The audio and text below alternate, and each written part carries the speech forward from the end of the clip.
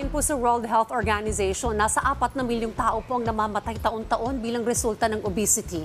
At ayon naman sa prediction po ng World Obesity Federation, by 2030, isa kada 5 babae at isa kada 7 lalaki ay maaring magkaroon ng obesity. At kaugnay po niyan, mga ka-RSP, makakasama po natin ngayon sa Sinidoc si Dr. Via Roderos, isang general physician. Magandang umaga at welcome back po, Doktora. Good morning, Sir Audrey, Miss Diane, and good morning po sa ating mga manonood. Rise and shine po sa ating lahat. It's nice to have you back again, Doc Via. Doc, paano ba nadadiagnose o nalalaman na overweight o obese pa lang isang individual? So yung obesity is simply put, too much fat in the body. No? So, excessive na pagkakaroon ng fat in one's body. So, usually, kapag tayo ay tumitingin ng weight ng isang tao, yung body composition ng isang tao, may tinatawag tayong body mass index. Yes, BMI. BMI. No? Usually, yan yung measure natin for us to know whether ang isang tao ay obese, overweight, or hindi. No? May mga parameters yan. Iba yung parameters sa Western, comparing it to the Asian body. No? So tayo, kapag ang isang tao ay falls between the range of 18.5 to 22.9, that's something considered normal na BMI. Mas mataas yung threshold kapag nasa Western country kasi nga yung body mass index, yung minimeasure mo doon, yung bigat, yung weight natin, at saka yung height, mas mataas, mas malaki yung build kasi ng Western countries. Pag sa Western naman, if you're over 24.9, you're considered overweight. Tapos yung obese naman, if you're your BMI is more than 30, you're considered obese na. Balikan ko lang yung sinabi ni Doktora, yung measurement, kasi para mas maunawaan ng ating mga kababayan, ano ba yung tamang weight or yung meron kang fat sa katawan na mako-consider na manageable? Yes. So, that's a good question, Sir Audrey. Kasi kahit tayo sa ating mga bahay, kaya nating i-determine yung ating BMI. So, usually, nakadepende yan. Wala naman talagang hard and fast rule in terms of ano dapat yung weight mo tsaka ano dapat yung height mo. Basta you fall between the range of 18.5 to 22.9 for Asians, that's considered normal BMI. Of course, BMI is just one indicator ng isang health ng tao. Meron ding skeletal muscle percentage, may mga fat mass na tinitingnan. So that would entail more tests. Pero magandang magandang indicator na magandang sign na yung BMI in terms of how we now regulate yung natin, yung katawan natin, including lifestyle. Well, minsan swertihan din Kasi may mga pinanganak talaga na mabilis yung metabolism. Yes. Depende rin sa individual. Oo nga may mga pinanganak naman talagang yung body mass nila, yung scale, big bone sila at konting kain lang, lumalaki na ka. Di ba minsan na sinasabi natin, ito kain ng kain pero hindi tumataba. Tayo konting kain lang, bigla tayong mag-bloat. So depende pa rin yun sa isang tao. Tama ka dyan, Miss Diana. It depends on yung metabolism rate ng isang tao. May mga taong mabilis talaga mag-metabolize. Meron yung mga taong sinasabi natin pinagpala. Kahit anong kain nila, mapayat pa rin. Siguro gaya ni Sir Audrey, tsaka ni Miss Diane. But some of us might need to work extra hard for us to be able to maintain a normal BMI. Usually, my experience kasi I was overweight before, so I had to really find time and find the will talaga to change my lifestyle because kapag obese ka or even overweight, you're actually more predisposed or mas at risk ka to develop certain lifestyle-related diseases na pwede nating actually magkaroon ng complications like stroke, heart disease.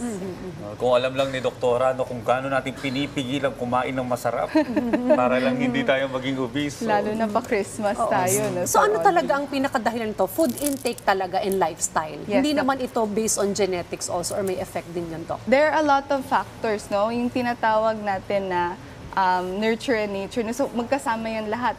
Others are very much affected by genetics. So, minsan, may mga tao talaga na predisposed to fat build-up, no? Oo. Especially yung may mga sakit na familial hypercholesterolemia. Very ano yun, no? Ang ibig sabihin, no, namamana mo yung nasa pamilya yung predisposition to build up cholesterol. No? Pwede rin yung maging sanhi.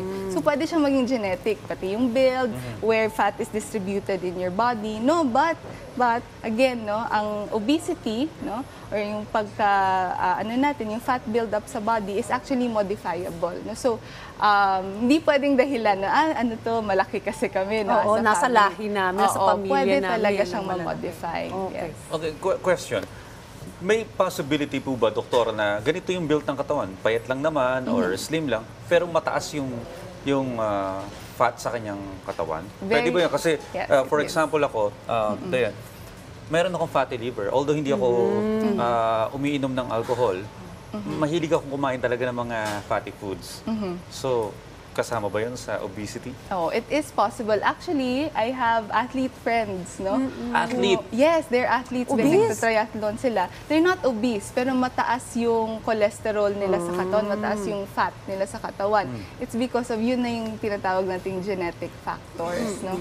Like familial hypercholesterolemia. Actually, that's one of the tinitingnan nating mga conditions on build up ng cholesterol sa body. But again, no, yung dahilan niya kung bakit siya naging athlete is because of that, no?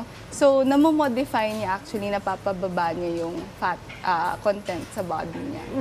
Dok, kapag ka ang isang tao ay obese, ano yung mga dapat niyang gawin para bumalik sa normal yung kanyang weight? Alright. Palagi kong pinapayo, especially those who were mga patients ko na overweight, gustong mag-decrease ng timbang, no? We have to have caloric deficit sa body natin. So how do we do caloric deficit? So portion control, no? Konti lang yung rice, konti lang yung meat, no? And of course, no, caloric deficit can also be achieved by increasing physical activity. Yan, exercise Yeah. pa rin. Ano? Well, hindi naman sa tinatakot natin yung ating mga ka-RSP. Ano po ba, doktora, yung mga komplikasyon sa kalusugan o maring sakit na makuha sa mga nagsasuffer ng obesity? Alright. So yung obesity, no, usually we would term that as fat build-up. No? So dahil doon, no, maraming komplikasyon na naka-associate doon. So number one, important is heart-related diseases. So cardiovascular-related diseases, nandyan na yung high blood, nandyan na yung stroke, nandyan na yung heart attack, no, sa mga pwedeng niyang maging komplikasyon. Another is type 2 diabetes, no. Kasi magkasama yun, no, yung mga hindi nagagamit na carbohydrates sa katawan ay pwedeng maging fat, no. Others will be certain types of cancer. Actually, mas at risk ka to Cancer? Yes, certain types of cancer, no. Yeah, so usually yung mga yung cancer of the uterus, ovaries, no, can be pwede siyang ma-put to high risk, especially if you have obesity. Ayan. So ngayong holiday season, ang daming kainan, ano? So ingat-ingat rin tayo sa Oo, ating ingat pagkain din. para maiwasan din natin yung mga, kumbaga, masamang epekto po sa ating kalusugan. Panghuling mensahe o karagdagang paalala nyo na lang po, Doc Via. Right. Again, no, maraming salamat again, Rise and Shine, for having me. No? Palagi ko pong inuulit, no, na prevention is always better than cure. No? And may idadagdag po ako doon, no? Food is medicine. No? So, kailangan po nating bantayan yung kinakain natin, especially now na mag-holiday season na. No? Marami ng handaan, marami ng lechon. No? So, still everything in moderation because what you eat will actually spell out kung ano yung magiging health nyo in the future. Ayan. So, pwede tayong mag-enjoy sa food. Wag lang sobra-sobra. Oo. Tsaka sabi niya, food is medicine. So kung ano yung ilagay mo sa katawan mo, either yan ipampagamot sa'yo o yan ikasisira ng kalusugan mo. Ayan. Doc Via, thank you very much. Maraming salamat sa libreng telemed, Doktora Via Roderas. Again, maraming salamat po sa inyo. Ingat po tayo lagi. Maraming salamat. Good morning po sa atin.